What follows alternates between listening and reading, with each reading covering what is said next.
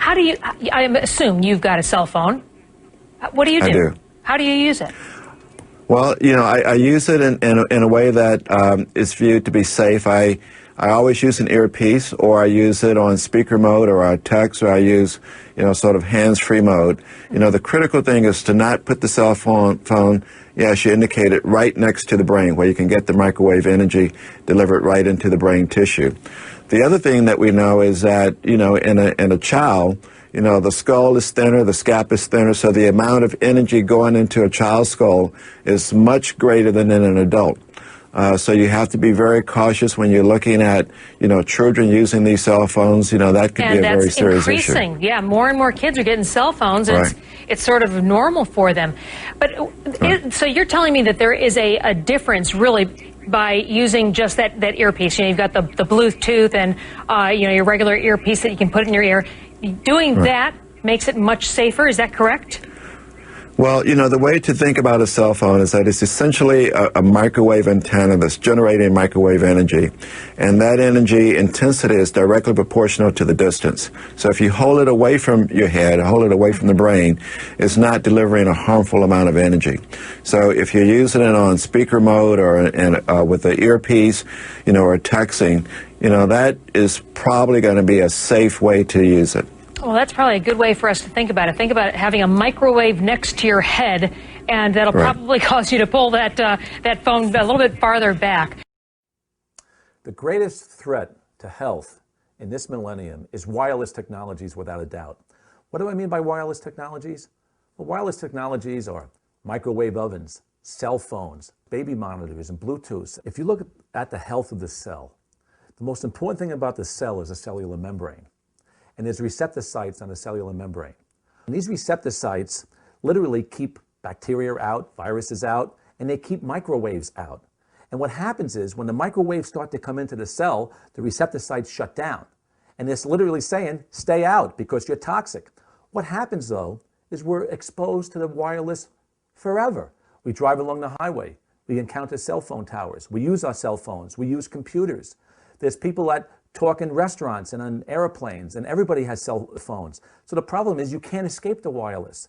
So here's what happens. In sensitive people, and there's a lot of sensitive people out there, we're seeing a lot of chronic fatigue and fibromyalgia syndromes. We have no idea why they're caused. They're caused by electropollution. Because after the cells become shut down from the wireless, when they shut down, they don't allow the wireless to come in, but they keep hormones out, they keep vitamins out, they keep minerals out, and waste products stay in the cell. So the cell ages prematurely. When that happens, there's an influx of bacteria, we call them microbes, into the cell. Then the voltage of the cell goes down and it becomes sick. This is why our bodies get sick. Heavy metals will do it, trans fats will do it, chemicals will do it, but wireless is the #1 cause of inflammation of these cells. And when this happens, people get sick. So they go to the doctor saying, oh, I'm wireless. No, they don't say that. They come in and say, I have headache. I have chronic fatigue syndrome. My muscles are screaming. I have no energy. I have heart disease. I have cancer. This is what the wireless causes over time. How do you fix it? Awareness is curative. You must determine if you're being exposed to wireless. How do you find out? Well, here on this table, I have an electrosmog detector. I'm being photographed right now and I'm being mic'd. And this is the background. Look what happens when I bring my mic.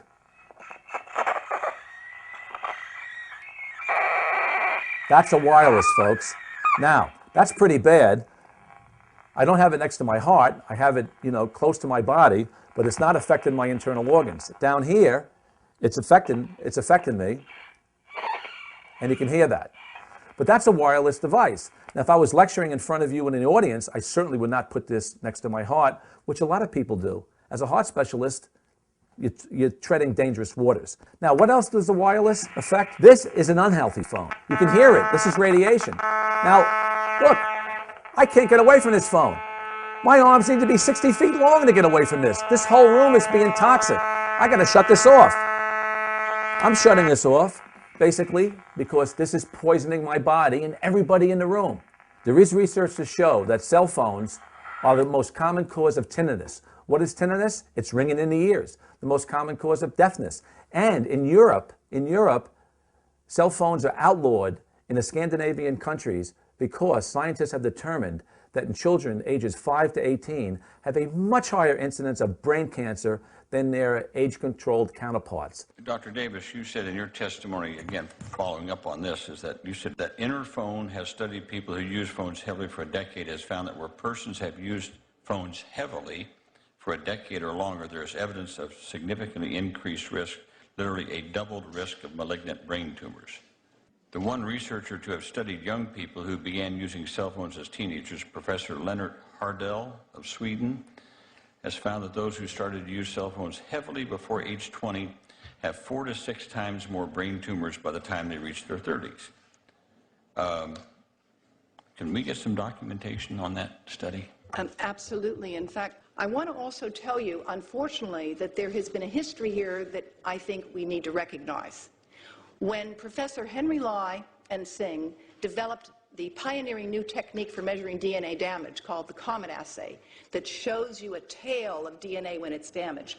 When they developed that assay in 1994, they showed that radiofrequency exposure to brain cells of the rat could be damaging in terms of the COMET assay. The industry response, which has been documented and is in my book as well as other places, was this. First, they went to NIH and tried to get their funding revoked. Then they went to the journal that had accepted the article for publication and tried... Who they? The industry working against seeing this work published. Then the same lobbyists tried to get the article unaccepted in a journal where it had been accepted. And finally, they hired other scientists to do advocacy research to try to invalidate the science. And when those scientists actually confirmed the work, it was never published. What is the strongest evidence you have that exposure to a cell phone causes cancer? The work that's been done on the COMET assay that shows double-strand breaks in DNA after exposure to cell phone radiation is very strong evidence experimentally. If we tie that with the human studies of Dr. Sadetsky and others that have looked at people who have 10 years of exposure or more, we put that together and we have strong evidence. What are the symptoms? The 5 most common ones include problems with the skin, problems with the brain, fatigue, pain, and chest issues with the heart. The less common symptoms are nausea, panic attacks or depression, seizures, ringing in the ears, ear pain, numbness, paralysis, dizziness, and balance problems. Wi-Fi radiation is not safe. It promotes tumors in rats. It affects sperm motility and viability. It causes DNA damage. It causes rouleau formation of the blood. It contributes to headaches, dizziness, nausea, weakness, and concentration problems. It causes arrhythmia and tachycardia. It damages the heart. It may cause heart irregularities in as many as 1 in 700 students. If half an hour a day exposure to cell phones contributes to brain tumors, can we be so sure that 6 hours of exposure to Wi-Fi in schools is safe? How much confidence do we have in the system when exposure exceeded guidelines in one school where the students are complaining of headaches and heart problems and nothing has been done about it? What does the future hold? If we do nothing, if the Wi-Fi goes into schools, if we have WiMAX coming into communities, if smart meters and everything else, we are going to make a heck of a lot more people ill. If we do something, if we lower the guidelines, if we have wired routers in schools, if we establish radio frequency free zones, re-question smart meters and broadband over power lines, use clean light bulbs and clean appliances, we can actually improve the situation considerably. If you care about the health of students and teachers, share this video. And if you have Wi-Fi at home, consider replacing it with a wired connection. Ask your neighbors to do the same. Thank you.